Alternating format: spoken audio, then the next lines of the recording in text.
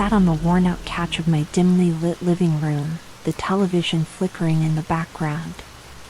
My parents were gone again, as usual, leaving me to fend for myself. I had grown accustomed to the loneliness, but tonight an impending sense of dread settled in my stomach. Scott would be coming over soon, and I already knew it wouldn't end well.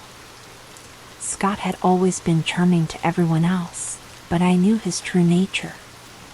The way he controlled me, belittled me, and when angered, hit me. I tried to leave him before, but he always reeled me back in with apologies and empty promises. The knock at the door made my heart skip a beat. I took a deep breath before opening it. Scott stood there, his dark eyes scanning me with an expression of ownership.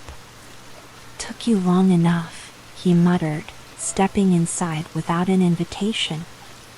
I closed the door behind him and followed him into the kitchen, where he grabbed a soda from the fridge. "You didn't answer my texts," he said, his voice laced with irritation. "I was busy," I replied cautiously. "Busy doing what?" His voice hardened, his body tensing. I hesitated, knowing no answer would be good enough. "Homework," I lied. Scott scoffed. "Liar." His hand shot out, gripping my wrist tightly. "You ignoring me now?" "Scott, let go," I said, trying to pull away. But his grip tightened, his nails digging into my skin. "I don't like when you act like this," he growled, yanking me closer. "Stop!" I shouted, and in a blind fury, he struck me across the face. Pain exploded in my cheek, and I stumbled backward, catching myself against the counter. My vision blurred with tears as I touched my stinging skin. Something inside me snapped. Without thinking, I reached behind me, fingers wrapping around the cool handle of a kitchen knife from the block. My breath hitched as I turned back to Scott, who was still seething, unaware of the blade I now held. He stepped toward me, but this time, I didn't back down. In one swift motion, I brought the knife across his throat. His eyes widened in shock as a deep crimson line appeared. Blood gushed from the wound, spilling onto his shirt. He staggered, his hands clutching at his throat, gurgling as he tried to speak. But I wasn't done. Years of abuse, fear, and rage surged through me as I plunged the knife into his chest again and again. 37 times. By the time I stopped, my hands were slick with his blood, my breath coming in ragged gasps. Scott lay lifeless on the floor, eyes frozen in horror. Reality slammed into me. What had I done? I couldn't think. I needed help. With trembling hands, I grabbed my phone and dialed the only person who had ever truly cared, Rebecca, my neighbor. Rebecca answered on the second ring. "Alex? What's wrong?" "Hi, I need help," I whispered. "Please, come over." Within minutes, Rebecca arrived, her eyes widening in horror as she took in the scene. "Oh, Alex," she breathed. "What did he do to you?" I couldn't take it anymore, I sobbed. I had to stop him. Rebecca hesitated for only a moment before calling her husband, Daryl. When he arrived, he sighed, running a hand through his graying hair. "All right. We'll take care of this." They wrapped Scott's body in a rug, then secured it with a blue tarp before carrying him out to their truck under the cover of darkness. Daryl drove to a secluded area, where they buried him deep in the woods. Back at my house, Rebecca scrubbed every trace of blood while I disposed of the knife, tossing it into a river miles away. By morning, there was no sign of what had transpired. Rebecca sighed as she examined the stains on her once pristine silk blouse. The deep red had soaked into the fabric, an irreversible reminder of the night's events. With a grimace, she tossed it into the trash, knowing there was no saving it. Days passed, and soon, Scott was reported missing. His friends and family searched tirelessly, but there was no trace of him. Then, Detective Sapp came knocking. I maintained my composure as he questioned me in the school's office. "When was the last time you saw Scott?" he asked, eyes studying me closely. "I don't remember exactly," I said. "Maybe a few days ago." He leaned forward. "I find it strange that you, his girlfriend, wouldn't know where he is." I forced a tear. "I'm worried sick. I don't know what happened to him." Sapp watched me for a long moment, suspicion clear in his gaze. But with no body, no weapon, no evidence, he had nothing to hold me on.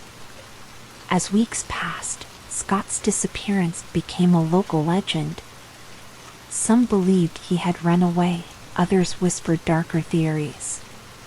But no one suspected me. One evening, as I sat on Rebecca's porch, sipping tea, the older woman patted my hand. "You're safe now," she assured me. I nodded, exhaling a breath I hadn't realized I was holding. I had gotten away with it. And for the first time in a long time, I felt free. The weight of Scott's presence was gone.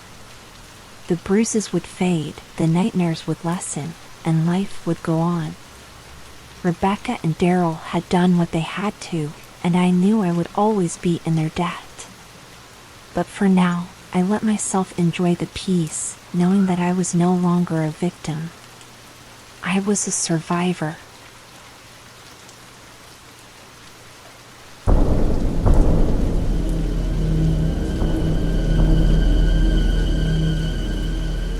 Ryan had been making my life hell for years. It started small, shoving me in the hallways, calling me names, stealing my lunch. But lately, it had gotten worse. Last week, he locked me in a supply closet after gym. The janitor didn't find me until nearly 8 at night. My parents were furious, but the school barely did anything. Ryan got detention. I got a reputation as the kid who cried in the janitor's closet. That was the night I decided things needed to change. There was an old legend in town, a story the kids whispered about in hushed voices. The tale of the Shadow Man supposedly, if you wrote a bully's name on a mirror at midnight, then turned off the lights and whispered, "Shadow Man, take him away," 3 times, he'd come for them. No one knew where the victims went. They just disappeared. I didn't believe it, of course. But that didn't stop me from trying. The bathroom was dark except for the faint glow from the nightlight in the hallway. My hand shook as I gripped a black marker and scrawled Ryan Carter across the glass. I hesitated for only a moment before switching off the light. "Shadow Man, take him away." My breath fogged the mirror as I whispered it again. "Shadow Man, take him away." The final time, the words barely left my lips before the nightlight in the hallway flickered and went out. I sucked in a breath. The room felt wrong. The air was thick, heavy, as if something unseen had entered. A deep chill crept up my spine, and for a second, I thought I saw movement in the darkness behind me. Then the feeling was gone. The nightlight flickered back on. My heart pounded in my chest, but nothing happened. Of course not. It was just a stupid story. The next day, Ryan wasn't at school. At first, I figured he was sick, but then I overheard his friends talking in the cafeteria. "No one's seen him since last night," one of them whispered. His mom said his bedroom window was open, but his bed was empty. I shivered. Had it actually worked? Days passed. Then weeks. Ryan never came back. The police searched everywhere, but no one found a trace of him. The town was in shock. My parents didn't let me walk home alone anymore, and the school held an assembly about safety. Everyone was terrified. Everyone except me. One night, as I was getting ready for bed, I glanced at the bathroom mirror. My breath caught in my throat. The name was gone. I hadn't erased it. I hadn't touched it. But it was completely wiped clean. And just before I switched off the light, I noticed something in my reflection. A shadow behind me. Tall. Watching. Smiling. I never told anyone what I did. But sometimes, at night, I hear whispers from the dark corners of my room. Soft, raspy voices calling my name. And I wonder, did I summon something I can't control? Because now, I think it's waiting for me.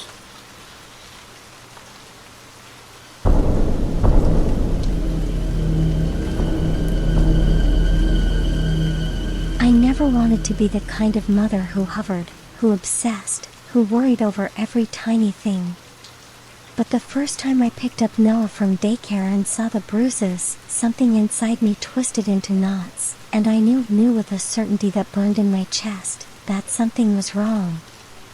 At first, I tried to be rational. Babies get bruises. They bump into things, they fall. The daycare workers assured me it was nothing. "He's starting to pull himself up," Miss Rhonda said with a practiced smile. "It happens all the time." But it wasn't just bruises. It was the way Noah clung to me when I picked him up, his tiny hands grasping at my shirt like he was afraid I'd disappear. It was the way he screamed at night, inconsolable, refusing to sleep unless I held him so tightly against my chest that I could feel his heartbeat hammering like a hummingbird's. Something was happening to my son. I started watching more closely when I dropped him off, lingering in the hallways under the pretense of fixing his blanket in his cubby. The daycare seemed clean, well kept. The staff was friendly. But still, unease slithered through me like an infection. Then came the scratches. Thin, red welts on his arms and back. They looked deliberate, like fingernail marks. My stomach turned. I demanded answers. Miss Rhonda looked tired but patient, explaining that sometimes the other children played rough. "Toddlers don't know their own strength," she said. "We separate them as much as we can, but accidents happen." I didn't believe her. Not really. But I told myself I was being paranoid. A single mother, overwhelmed, overprotective. That's what everyone would say. Then one night, Noah woke up screaming again. But this time, it wasn't just crying. It was terror. He flailed in his crib, his eyes wild and unfocused, like he was seeing something I couldn't. I scooped him up, whispering, "It's okay, baby. It's okay." But he kept sobbing, his tiny fingers digging into my skin. Then he did something that made my blood turn to ice. He lifted his trembling little hand and pointed to the dark corner of his room. I held my breath. My eyes adjusted to the darkness. Nothing was there. But I felt it. A presence. Heavy. Watching. I turned on every light in the house and sat awake with Noah until dawn, my mind racing. Something was wrong at that daycare. And I was going to find out what. The next day, I showed up unannounced. I watched from the hallway as the kids played. Noah sat by himself in a corner, chewing on his fingers, looking small. Then I saw him. A janitor. Tall, broad-shouldered, wearing a gray uniform. His back was turned, mopping the floor. But there was something about the way he moved that made my stomach twist. He turned slightly, just enough for me to see his profile. My breath caught in my throat. It was Eric, Noah's father, my ex. He wasn't supposed to be here. I hadn't seen him in over a year, not since he stormed out of our lives, leaving me pregnant and alone. I felt dizzy. I gripped the wall for support. How long had he been working here? How had I not known? Panic rose in my chest. I wanted to grab Noah and run, but I forced myself to stay calm. I needed proof. I needed to be sure. That night, I did something desperate. I hid a tiny camera in Noah's diaper bag. The next day, I picked him up like normal. The bruises were worse. His eyes were dull, like he had given up fighting. I kissed his forehead, my hands shaking. Then I went home and watched the footage. The first few hours were normal. Kids playing, eating, napping. Then the camera angle shifted, and Eric appeared. He looked different. Gaunt. His eyes dark, hollow. He moved too quickly, too aggressively. And then he picked up Noah. I watched in horror as he squeezed my son's tiny arms, his lips moving in a whisper. Noah whimpered, shaking his head. Eric's grip tightened. Then he smiled. A slow, cruel smile that made my skin crawl. He wasn't just hurting Noah. He was enjoying it. I slammed my laptop shut, nausea rising in my throat. My hands shook so hard I could barely hold my phone as I dialed 911. The next few hours were a blur, police, questions, paperwork. But the moment they told me Eric was in custody, I felt something inside me uncoil. They had arrested him immediately. The footage was all the proof they needed. I held Noah close, breathing in his warmth, whispering over and over, "You're safe now. You're safe." That night, for the first time in weeks, Noah slept soundly. But I didn't. Because I couldn't forget the last frame of the video. Right before the footage cut out, Eric turned toward the camera. And he winked. Like he knew I was watching.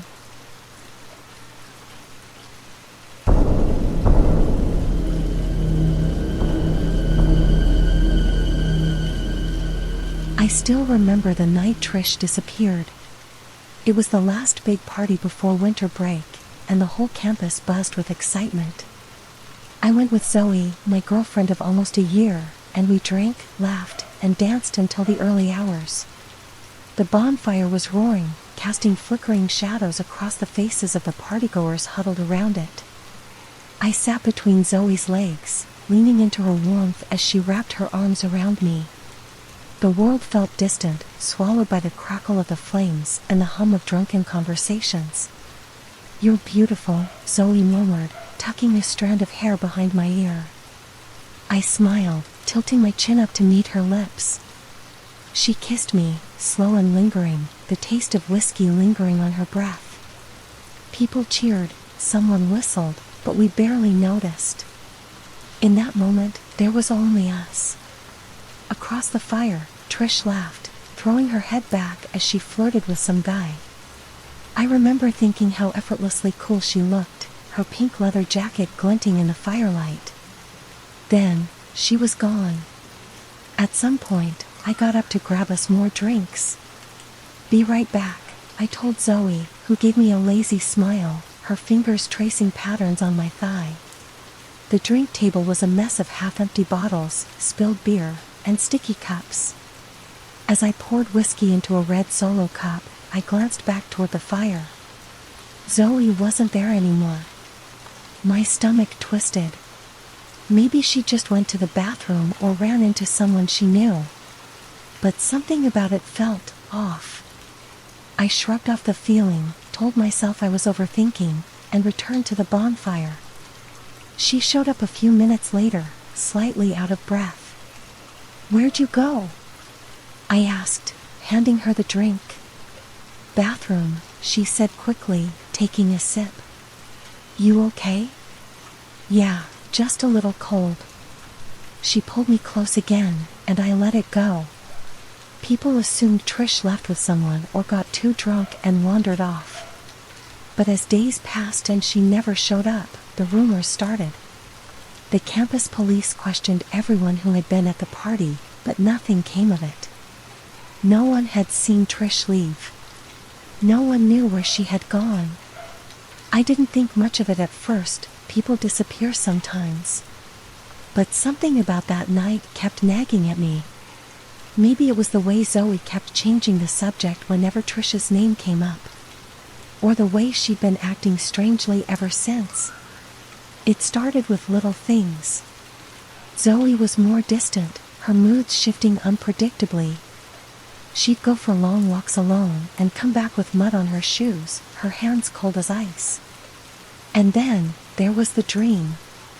One night, I woke up to the sound of Zoe whispering in her sleep. At first, it was just murmurs, incoherent words. But then I heard a name, Trish. My stomach turned. I reached for her, shaking her awake. "What were you dreaming about?" I asked, my voice barely above a whisper. Zoe blinked at me, confusion quickly morphing into something darker. "Nothing," she said, too quickly. Then she turned over, ending the conversation. That was when the real suspicion started. I began watching her more closely. I noticed how she tensed whenever Trish's face appeared on missing posters. How she never wanted to walk near the lake where they said Trish was last seen. One evening, I brought it up. "You were the last person to talk to her at the party, right?" I asked, keeping my tone light. Zoe's face hardened. "So what if I was? What did you two talk about?" "Nothing important," she snapped. "Why do you care?"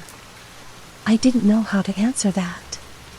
Maybe I was looking for a reason to believe Zoe had nothing to do with it. But my gut told me something else. The breaking point came when I was in Zoe's dorm, looking for one of my hoodies. Her closet was slightly open, and something caught my eye. A pink leather jacket. Trish's pink leather jacket. My breath caught in my throat as I reached for it. I ran my fingers over the material, my mind racing. I had seen Trish wearing this the night she disappeared. So why was it in Zoe's closet? A floorboard creaked behind me. I turned. Zoe stood in the doorway, her face unreadable. "Anna," she said slowly, stepping forward. "Put that down." My hands shook, but I held onto the jacket. "Why do you have this?" Zoe didn't answer. Instead, she lunged at me. I barely had time to react, ducking as she grabbed for me. I stumbled backward, knocking over a chair. Zoe's face twisted in something between rage and desperation. "You don't understand," she hissed. I didn't mean to. I didn't let her finish. I grabbed the nearest thing, a lamp, and swung it hard. It connected with her head, and she crumpled to the floor. For a long moment, I just stood there, panting, staring at her unmoving body. Then, I dropped the jacket and ran. The police arrived shortly after, responding to the screams from the neighboring dorm. Zoe was dead. But the nightmare wasn't over. I sat on the edge of her bed, hands shaking, trying to calm my breath when I noticed something on her desk, a small, leather-bound book. Zoe's diary. I shouldn't have opened it. But something in me needed to know. Flipping through the pages, I found the last entry, dated the night of the party. I thought she felt the same way. We were drunk, the firelight made everything hazy, and when I kissed her, I thought she'd kiss me back. But she pushed me away. She laughed at me. Said she liked guys. Said she'd never seen me that way. I was humiliated. Angry. I don't even remember grabbing the rock until it was too late. The sound it made. I can't stop hearing it. My stomach twisted. Trish hadn't just disappeared. She had been killed for rejecting Zoe. I slammed the diary shut and backed away. The flashing red and blue lights outside cast eerie shadows across the room. I took a shaky breath and walked toward the door. It was over. Trish was gone. Zoe was dead. And the girl I thought I loved had been a monster all along.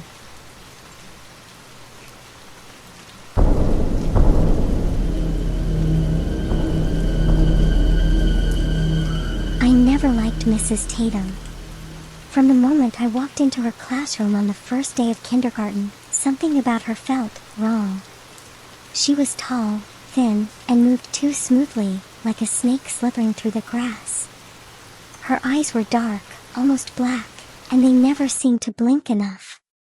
She smelled strange too, like old books and something burned. The other kids didn't seem to notice, but I did. I noticed everything.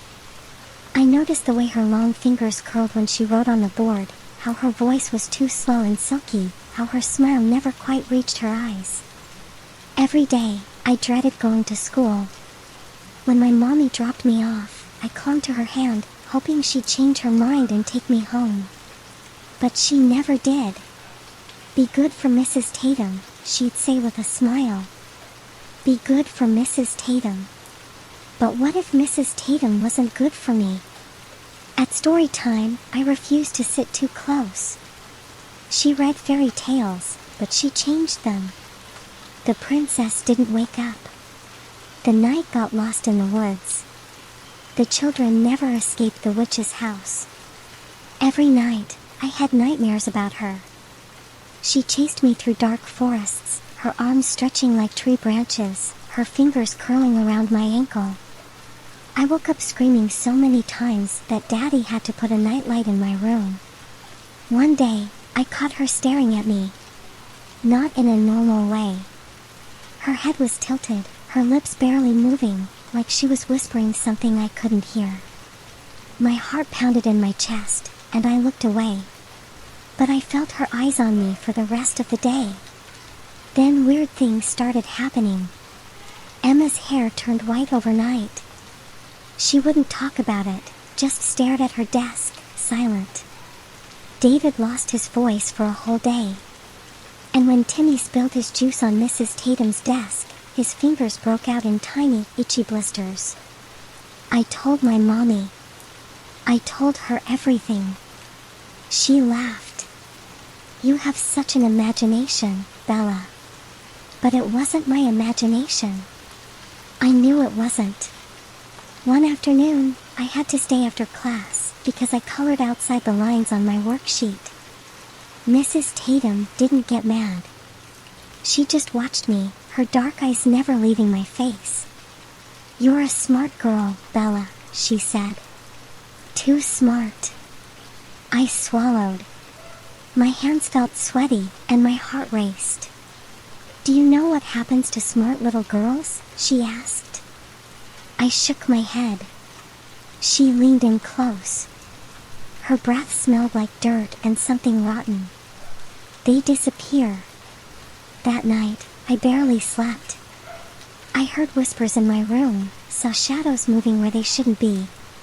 My nightlight flickered. The next day at school, Mrs. Tatum was different. She was angrier. She moved faster. And her shadow seemed wrong. Too tall. Too thin. It stretched across the room like a living thing. I didn't talk. I didn't move too much. I just watched and listened. I heard her humming under her breath, a strange, low tune that made my skin crawl. Then, just when I thought things couldn't get any worse, she called my name. Bella, come here. I froze. The room was too quiet. The other kids were staring down at their desks. Bella. I walked toward her, my legs shaking. She smiled, but her teeth looked too sharp. You don't like me, do you? She asked.